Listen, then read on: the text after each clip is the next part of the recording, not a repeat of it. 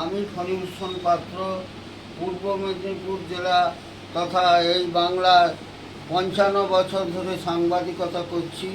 শুধু তাই নয়, আমার এই ধানক্ষেত পত্রিকা ৪৬ বছর প্রকাশিত হচ্ছে।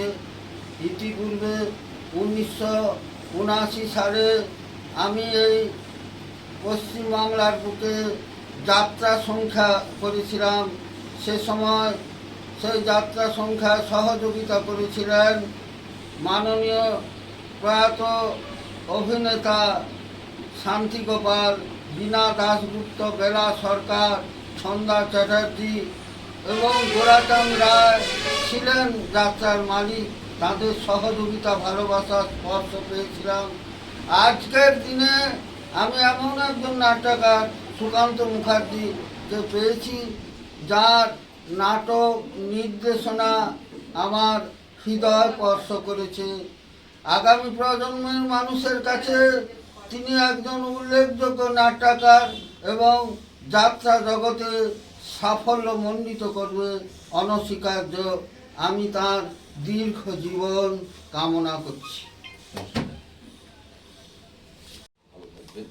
আপনি যদি একটু বই সম্পর্কে বলেন। আপনাকে যাত্রা বই নিয়ে লিখছেন, সমস্ত আধুনিক ধারায় লিখছেন। আধুনিক ধারা অবশ্যই ভালো, যা সমাজ পরিবর্তন করতে পারে, যেমন নীল দর্পণ নাটক হয়েছিল।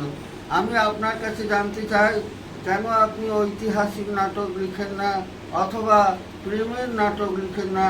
রোমিও জুলিও, লায়লা মজনু যদিও ইতিপূর্বে যাত্রা জগতে স্থান পেয়েছিল, এই বইগুলো এবং ঐতিহাসিক যদি নাটক লিখেন, আমার মনে হয় তো পাঠক মহলে, দর্শক মহলে সমাদিত হবে।